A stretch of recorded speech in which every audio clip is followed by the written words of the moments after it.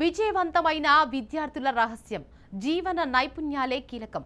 ప్రస్తుత పోటీ ప్రపంచంలో విద్యార్థులు కేవలం పాఠ్య పుస్తకాల పరిజ్ఞానంతో మాత్రమే ముందుకు సాగలేరు అనే విషయం నేటి సమాజంలో స్పష్టంగా కనిపిస్తుంది. మార్కులు సాధించడం ఒక లక్ష్యం మాత్రమే అయినప్పటికీ నిజమైన విజయం అంటే వ్యక్తిత్వ వికాసం, జీవన నైపుణ్యాలు, మానవీయ విలువలు, సామాజిక బాధ్యతల సమతుల్యతతో కూడిన అభివృద్ధి అని మనం గుర్తించాలి.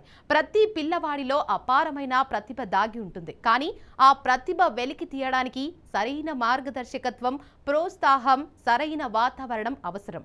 విద్య అనేది కేవలం పాఠ్యాంశాల వరకు పరిమితం కాకుండా జీవితం ఎలా జీవించాలి, సమస్యలను ఎలా ఎదుర్కోవాలి, ఒత్తిడిని ఎలా నియంత్రించాలి, ఇతరులతో ఎలా కలిసి పనిచేయాలి అనే అంశాలను కూడా నేర్పించాలి.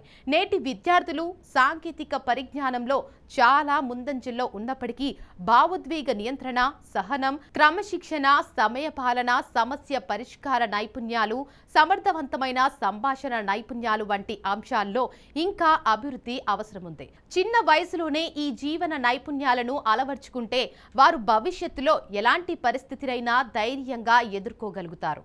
ఇక పిల్లలు సోషల్ మీడియా, మొబైల్ ఫోన్లను అధికంగా అలవాటు పడటం వల్ల మానవ సంబంధాల నుండి దూరమవుతున్న పరిస్థితి కూడా ఆందోళన కలిగిస్తుంది.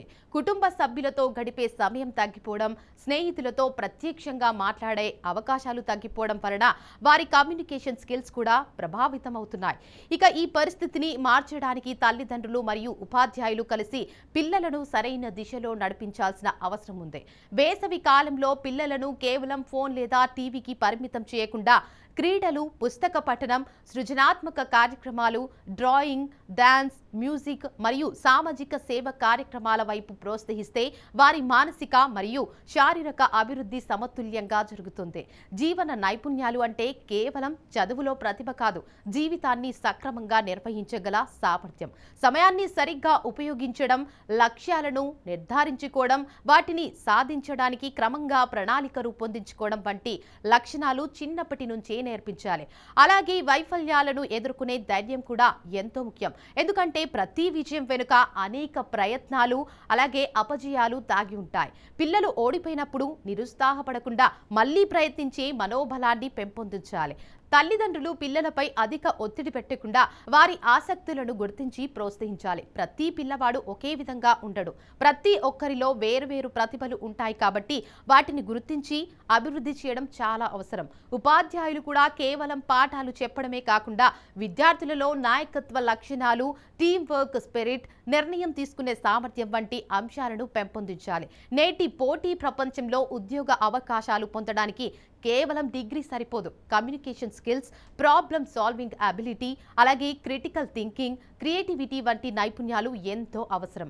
ఇక ఈ నైపుణ్యాలు పిల్లల భవిష్యత్తును మరింత బలంగా చేస్తాయి. అలాగే మానవీయ విలువలు అంటే పెద్దలను గౌరవించడం, చిన్నవారిని ప్రేమించడం, సమాజానికి సహాయం చేయడం, నిజాయితీగా ఉండటం వంటి లక్షణాలు కూడా విద్యలో భాగం కావాలి.